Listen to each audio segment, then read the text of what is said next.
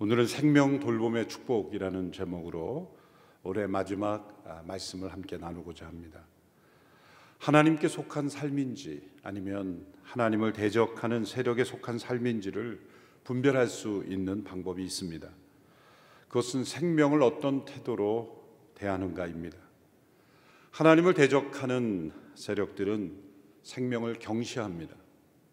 생명이 죽어가는 것에 대하여 무감각합니다. 또한 악한 권력자들은 대개 죽음의 영에 사로잡힙니다. 그래서 때로 전쟁을 일으켜 생명을 앗아가고 수많은 고아들이 생겨나게 하기도 합니다. 그리고 이 죽음의 영은 생명을 버리도록 유도하기도 합니다. 출애굽기 1장에서 이스라엘 백성들은 수많은 생명들을 잃을 수 있는 위험에 처해 있었습니다. 요셉을 알지 못하는 왕이 권력욕에 빠져서 죽음의 영에 사로잡혀서 히브리인의 자녀로 태어나는 사내 아이를 다 죽이라는 끔찍한 명령을 내렸기 때문입니다. 이스라엘 백성들은 왜 이렇게 무섭고 고통스러운 현실이 주어졌는지 이해할 수 없었을 것입니다. 하나님을 원망하기도 하고 요셉을 그리워하기도 하였을 것입니다. 그러나 분명한 것은 이스라엘 민족이 애굽으로 이주하여 이처럼 번성하게 된 것은 하나님의 섭리였다는 것입니다. 그것은 우연이 아니었다는 것입니다. 만일 그들이 애굽으로 이주하고 그곳에서 번성한 것이 하나님의 섭리였다면 이렇게 위험하고 절망적인 상황에 처한 것 또한 하나님의 섭리임을 믿어야 했습니다. 그러나 그러한 믿음은 쉽지 않습니다. 우리도 역시 마찬가지입니다. 우리에게 좋은 일이 생기면 하나님의 섭리라고 우리는 믿습니다. 그러나 우리에게 좋지 않은 일, 내가 받아들이기 힘든 불행한 일이 일어났을 때 그것을 하나님의 섭리로 받아들이기 어렵습니다. 이스라엘은 이렇게 절망 속에서 또 믿음을 잃어가고 있는 이러한 형편 가운데 있었습니다. 하나님은 소망을 준비하셨습니다. 하나님은 하나님을 경외하는 사람을 통하여 새로운 역사를 만드셨습니다. 하나님은 언제나 믿음의 사람을 택하여 준비하십니다. 당시 애굽에 체류하던 대부분의 이스라엘 백성들이 애굽의 문화에 동화되었죠. 그래서 하나님께서 40여 년간의 이 광야의 생활을 통해서 그 이스라엘 백성들에게서 애굽의 문화를 제거하셨던 것입니다. 하나님께서 이스라엘을 애굽에서 이끌어내시는 데는 단 하루밖에 걸리지 않았습니다. 그러나 그 이스라엘에서 애굽을 빼내는 데는 40여 년의 세월이 흘렀던 것이죠. 하나님께서는 그 가운데 하나님을 두려워하는 사람들을 준비하셨습니다. 레위 지파 아므람 또 그의 아내 요게벳이라는 부부를 통해 모세를 태어나게 하셨습니다. 사단의 종노릇하는 이 세상의 악한 권세가 세상을 아무리 어둡게 만들어도 새로운 생명을 통하여 역사를 만드시는 하나님의 섭리를 막지는 못합니다. 하나님께서는 생명을 돌보는 이들을 통하여 새로운 역사를 창조하십니다. 첫째로 이 모세의 부모를 통해 하나님께서 생명을 보호하신 것입니다. 히브리서 11장 23절의 말씀을 보십시오. 믿음으로 모세의 부모는 모세가 출생했을 때 그 아이를 3달 동안 숨겼습니다. 이는 그 아이가 남다른 것을 보고 왕의 명령을 무서워하지 않았기 때문입니다. 모세의 믿음을 두 가지로 설명합니다. 첫째로 그 아이가 남다른 것을 보았다. 또 출애굽기 2장 번역에서는 잘생긴 것을 보고 이렇게 번역을 했습니다만 원문에서 이 단어는 하나님께서 천지를 창조하실 때 보시기에 좋았더라 하시는 그 의미입니다. 보시기에 좋았더라. 외모의 면에서 잘생겼기 때문에 보존했다 그런 의미가 아니라 하나님 보시기에 합당한 이 생명, 보시기에 좋았더라 하신 하나님의 뜻이 이 생명을 보호하는 것임을 깨달았다는 뜻이 담겨 있습니다. 또한 이 생명을 통해 하나님께서 이루실 일들을 바라보며 보시기에 좋았더라 하신 그 생명을 지키고자 한 것이죠. 또한 그들은 바로 왕의 명령을 무서워하지 않았다고 했습니다. 당시 히브리인의 자녀로 태어나는 사내 아이는 모두 죽임 당해야 되는 명령이 주어져 있습니다.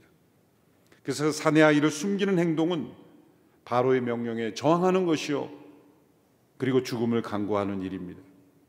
그들은 불의한 명령에 용기 있게 저항했습니다. 그리고 그 생명을 하나님께 맡겼습니다. 우리가 잘 아는 스토리대로 이 모세의 부모는 갈대 상자에 이 아이를 담아 나일 강둑에 두었습니다. 그 위험한 상황에서 아이를 갈대 상자에 담아 나일 강둑에 두는 그것 또한 위험해 보였습니다. 그러나 그들은 하나님께 이 생명을 맡긴 것입니다.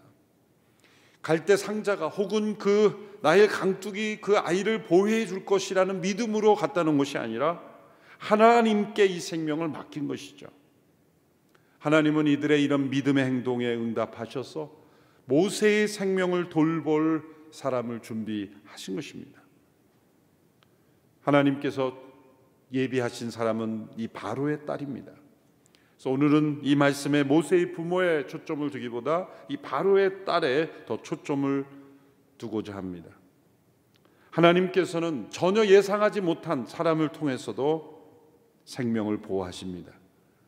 하나님께서는 심지어 하나님을 알지 못하며 때로 하나님을 대적하는 이들을 통해서도 하나님의 역사를 이루실 수 있는 분입니다.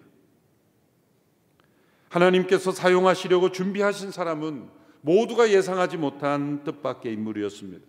그것은 생명을 죽이라는 지시를 내린 바로의 딸이었습니다.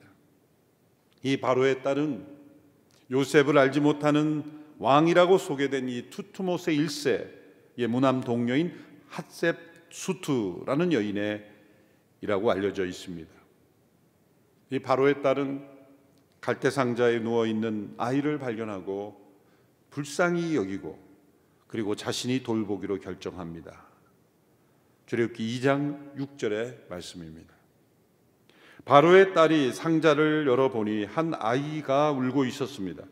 바로의 딸은 불쌍한 마음이 들어 히브리 사람의 아이인가 보다라고 말했습니다. 바로의 딸이 이 아이를 물에서 건져 자신이 돌보는 데 있어서는 두 가지 장애물이 있었습니다. 첫째는 아버지 바로의 명령입니다. 분명 바로의 딸이라면 아버지 바로에 의해서 어떤 명령이 내려져 있다는 것을 분명 알고 있었을 것입니다. 그렇다면 자신의 아버지에게 저항하는 것입니다. 불순종하는 것입니다. 또한 이 바로의 딸은 아버지에게 바로 이 아이가 히브리 사람의 아이라는 것을 숨겼을 가능성이 높습니다. 그래서 어떤 학자는 아버지에게 이 아이의 신분을 감추기 위해 이름을 모세라고 붙였을 가능성이 높다라고 주장하는 학자도 있죠. 히브리어 모쉐는 물에서 건져낸 이라는 의미도 있지만 이집트어로는 아들이라는 뜻도 가지고 있기 때문이라는 겁니다. 그러나 이름을 어떻게 붙였던지 간에 이 성장 과정에서 히브리인의 자녀라는 것을 감출 수 없었을 때가 왔을 것입니다. 또한 모세가 사춘기 시절에 어느 때에는 친모로부터 양육을 받았기 때문에 자신이 히브리임을 알고 있었을 것입니다.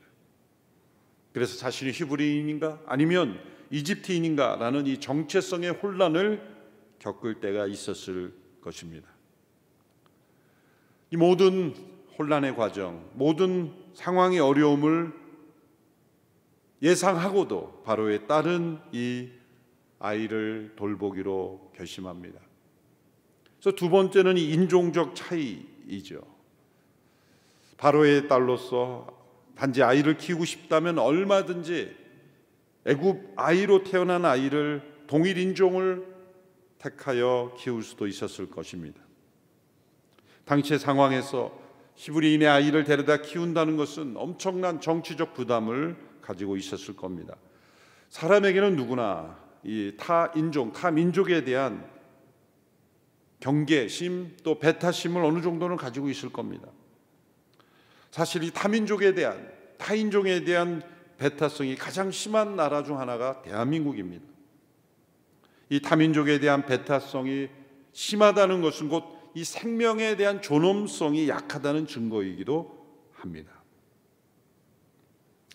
바로의 딸이 이 두 가지 장애물을 극복할 수 있었던 힘은 무엇입니까? 생각할수록 복잡해질 수 있는 아버지와의 관계, 여러 가지 정치적인 입장, 인종적 차이, 그 아이가 겪을 어떤 인종적인 정체성의 위기, 생각하면 너무나 복잡한 이 많은 장애물들을 극복할 수 있었던 힘은 단 한 가지였습니다. 그것은 불쌍히 여기는 마음이었습니다. 6절의 말씀입니다. 바로의 딸은 불쌍한 마음이 들어 라고 말씀했습니다. 이 불쌍히 여기는 마음, 이것이 모든 장애물을 극복하고 생명을 돌볼 수 있는 유일한 힘입니다. 생명에 대한 불쌍히 여기는 마음입니다. 이 구약에서 이 사랑이나 긍휼로 번역되는 단어 중 라캄이라는 단어가 있습니다. 이 라캄이라는 단어의 기원은 여인의 자궁을 의미하는 레켐에서 나왔습니다. 이는 불쌍히 여기는 사랑으로 번역되는 단어입니다. 하나님께서 불쌍히 여기시는 사랑은 어머니가 마치 자신의 몸 안에 있는 아기를 향하여 가지는 사랑이라는 의미인 것이죠. 시편 103편 13절 아버지가 자식을 불쌍히 여기듯 여호와께서도 주를 경유하는 사람들을 불쌍히 여기신다. 복음서에서 예수님의 사랑을 표현할 때 빠지지 않고 함께 나오는 단어가 이 불쌍히 여기셨다라는 단어입니다. 신약에서 20번 사용이 됐는데 그중 14번이 예수님의 마음을 표현하는 데 사용됐어요. 특별히 병자들을 고쳐주실 때 예수님이 불쌍히 여기시며 고쳐주셨다라는 표현이 자주 등장합니다. 마태복음 14장 14절의 말씀에서 예수께서 도착해서 보시니 많은 무리가 있었습니다. 예수께서는 그들을 불쌍히 여기시고 아픈 곳을 고쳐주셨습니다. 예수님의 치유의 역사를 일으키실 때마다 또 기적을 일으키실 때마다 거기에는 불쌍히 여기시다라는 마음이 표현됩니다. 예수님께서 말씀하신 누가복음 15장의 탕자의 비유에도 집을 나다 허랑방탕하여 살다가 다시 돌아온 이 아들을 맞이하는 아버지의 마음에도 이 단어가 표현됩니다. 누가복음 15장 20절이죠.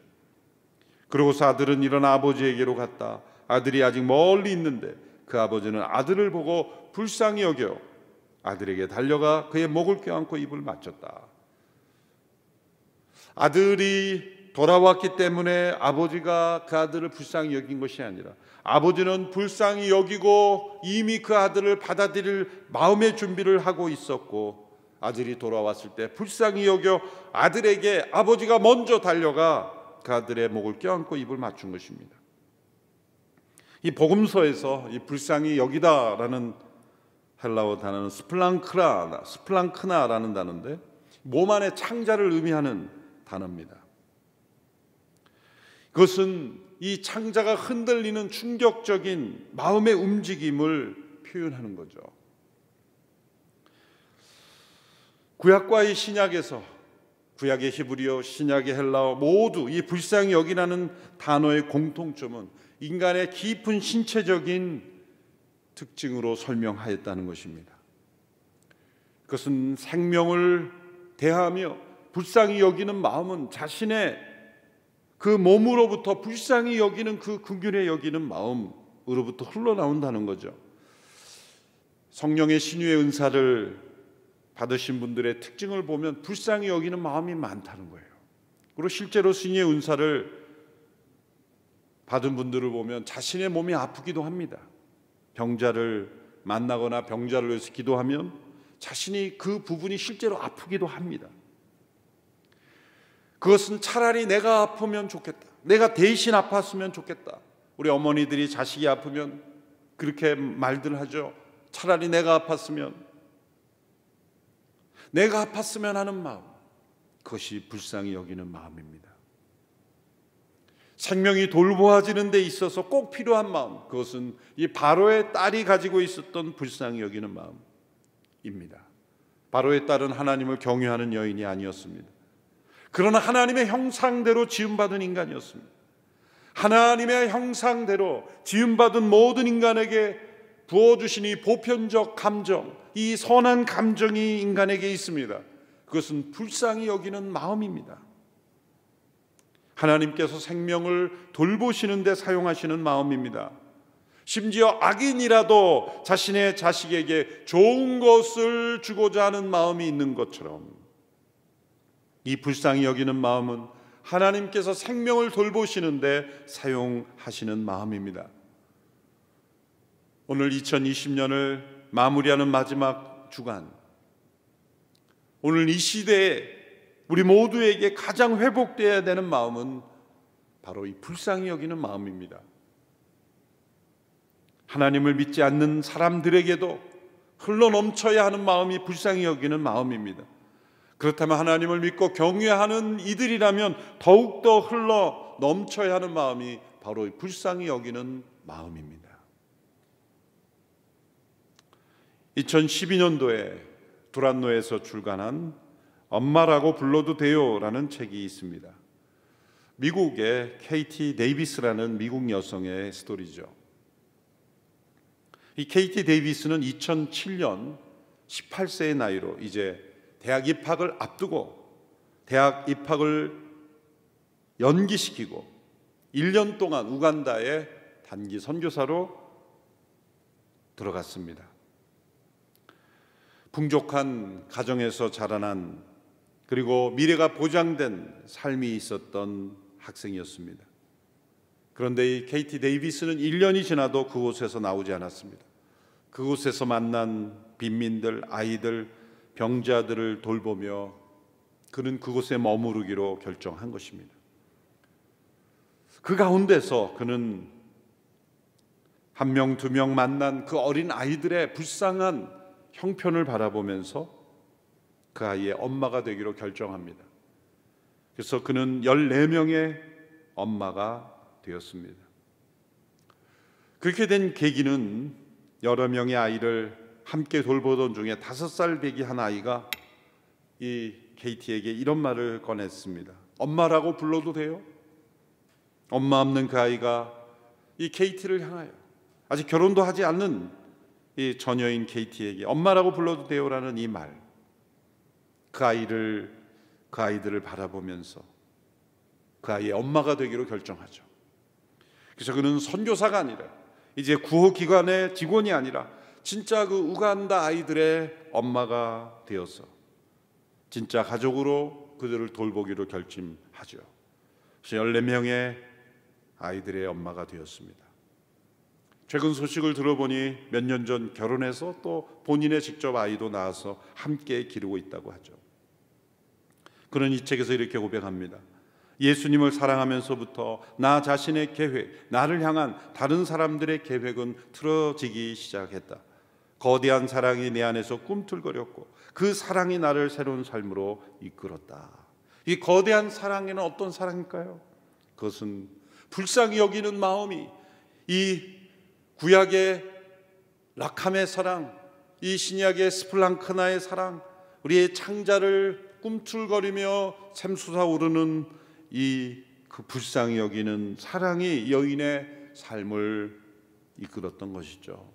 하나님께서 아무 힘없어 보이는 사람들을 통하여 놀라운 하나님의 사랑을 세상에 보여주십니다. 하나님께서 모세의 생명을 보호하실 때 사용하신 사람들은 모두 여인들이었습니다. 히브리 산파들, 어머니 요게벳, 바로의 딸, 그리고 모세의 누나. 당시의 남성 중심의 세상에서 하나님께서 여성들, 생명을 불쌍히 여기는 여성들을 통하여 모세를 보호하시고 또 사용하셨습니다. 하나님의 역사의 중심에는 이렇게 생명을 보호하고 돌보는 일들이 있었습니다. 한 생명에 대하여 불쌍히 여기는 마음을 품는 이들을 통해 하나님은 새로운 역사를 행하셨습니다.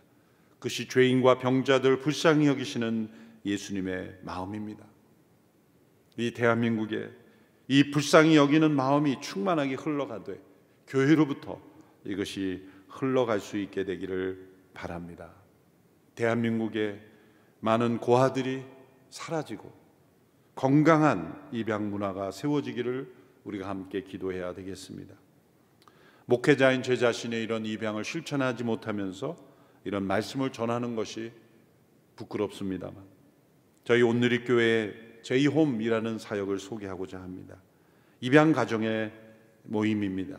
현재 19가정이 함께 참여하여 현재까지 25명의 아이를 입양했습니다.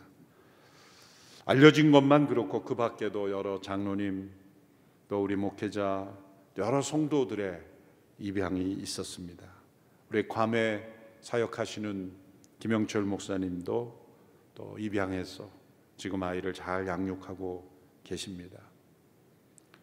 혹 이런 일에 관심을 가진 분들은 온누리교회 제이홈 입양가족부에 연락을 하시면 우리 집사님 연락처가 화면에 나오는데요, 함께 참여하셔서 서로 격려받고 또 여러 가지 정보도 얻고 또 입양을 통해서 일어날 수 있는 여러 가지 어려움들 또 예방하고 함께 기도하는 격려를, 사랑과 선행을 격려하는 일들이 계속 있게 되기를 바랍니다. 기도하겠습니다. 하나님 아버지,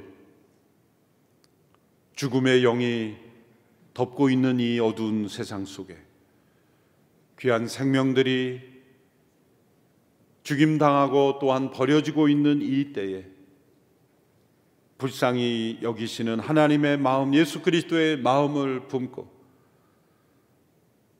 바로의 딸이 그 모세를 불쌍히 여김으로 보호해주고 돌보아 주었던 것처럼 우리 모두에게도 한 생명 한 생명을 돌보고 보호하는 은혜가 세상 속에 흘러갈 수 있게 하여 주시옵소서.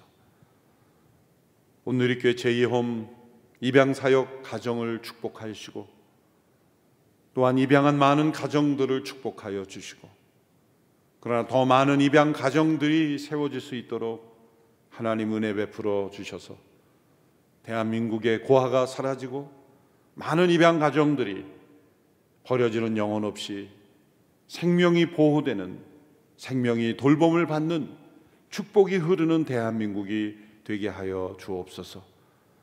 예수님의 이름으로 기도하옵나이다. 아멘.